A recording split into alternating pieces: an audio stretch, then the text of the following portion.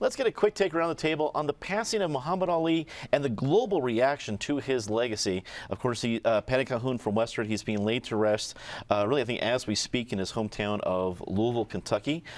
Your thoughts on his passing and the reaction?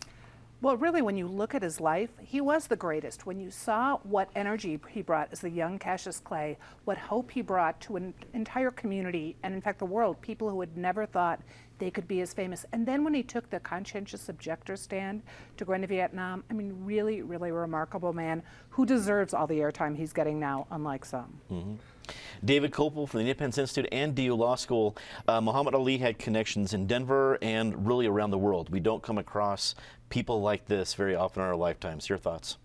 One of his many interesting connections was back in American history. His rematch with Sonny Liston, which ended with Liston going down for the count less than 2 minutes into the first round.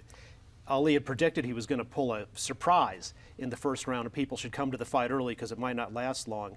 Ali said what he did was something called the anchor punch, which he had learned about it from Jack Johnson, who at the early 20th century was also the super controversial black world heavyweight champion. And according to Ali, he was taught about Jack Johnson's anchor punch by Step and Fetch It, the famous minstrel performer.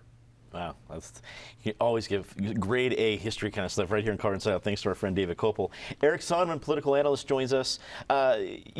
Usually you see news in this day and age as the best people to overreact over something, making a non-celebrity somebody that they give 24/7 coverage to. I think in Muhammad Ali, we finally, I think as Patty alluded to, we have someone who truly deserved all the airtime and ink and any other attention that was thrust upon him, actually deserved it. What do you think? Yeah, when the news came out a few days ago of his passing, I think we'd all known that he was in declining health, that this day was coming, but it was still sort of a, oh my gosh, semi-take your breath away moment when you saw the online reports, what have you, that he had passed away. David mentioned, the one Colorado connection. There's another Colorado connection, a much more almost ceremonial and less consequential, but don't forget that fight I think it was out at the old Mile High Stadium with Lyle Alzado.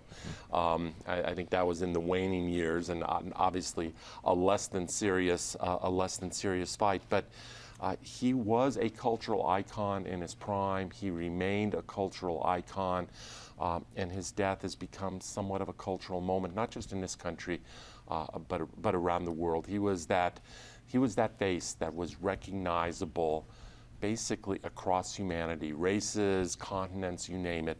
People knew this gentleman. Penn Tate, attorney at QTAC Rock, longtime state lawmaker.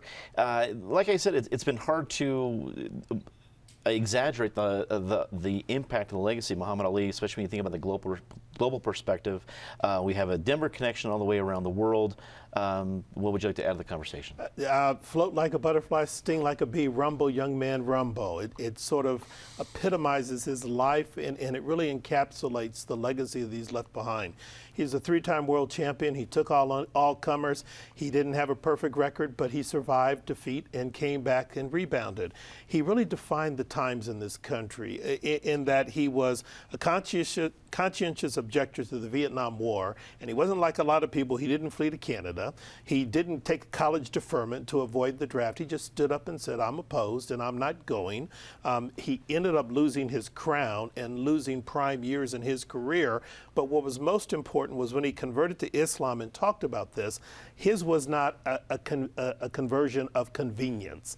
He converted, spoke the principles, and lived the principles for the next 40, 50 years of his life, and always demonstrated that, which is why he is such a global icon and a global figure, and you see this outpouring of support.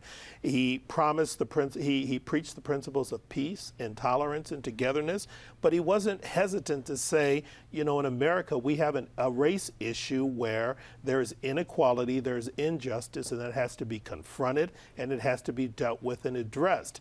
But he did it in a fashion that, and because of the platform he had, the heavyweight champion of the world, he was able to get people here and around the world to listen to him. He was on a leadership role. When you look around and saw Bill Russell, Jim Brown, Kareem Abdul-Jabbar, he sort of motivated an entire movement of African American athletes at the time who were prominent, who began to speak out on social issues and justice. He was a wonderful man, a great role model, an icon, and he will be greatly missed by the world.